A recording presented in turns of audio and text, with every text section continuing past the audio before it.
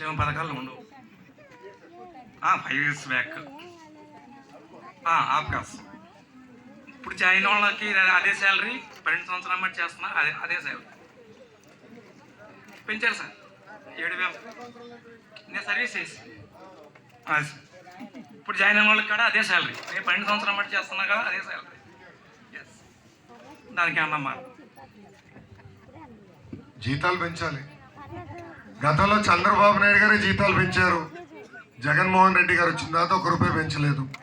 First జీతాలు పెంచాలి. రెండోది యాప్ కోసం తీసుకొచ్చి మీరు ప్రభుత్వ ఉద్యోగస్తుల్లాగా ఉన్నారు, సో మీకు పెన్షన్ అంతా కట్టంట.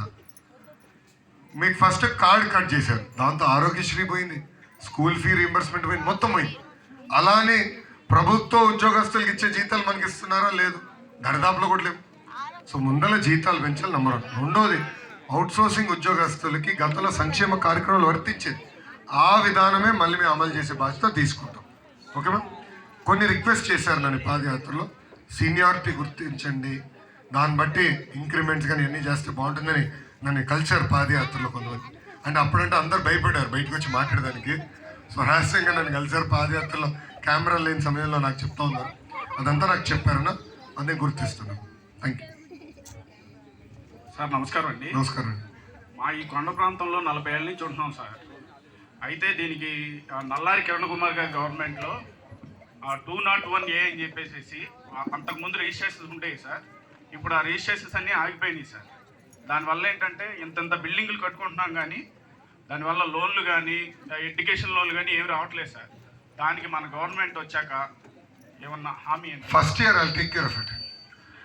నేను అదే అడుగుతా వచ్చా, అసలు మన అధికారులు ఉన్నప్పుడు చేయాల్సిన పని ఎందుకు మిస్ అయ్యామని. నాది హామీ నేను రాసుకున్నాను. I will do it in the first year.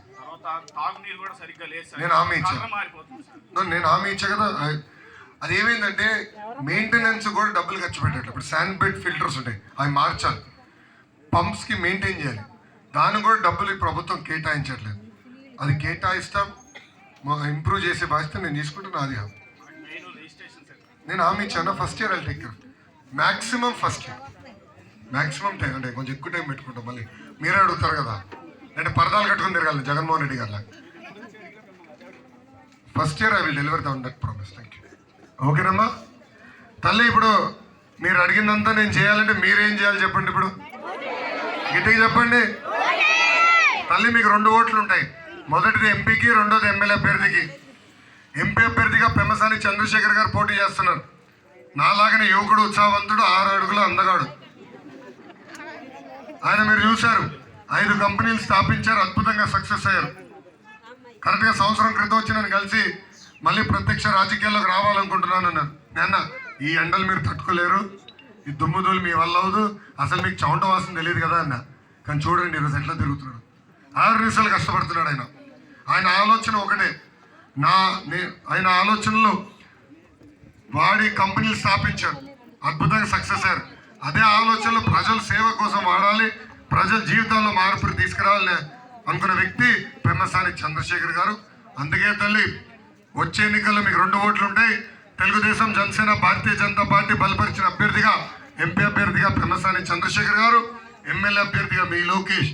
మీ 2 ఓట్లు సైకిల్ గుర్తుకేసి మమ్మల్ని గెలిపించాలని ఈ సభాముఖం కోరుతున్నాం.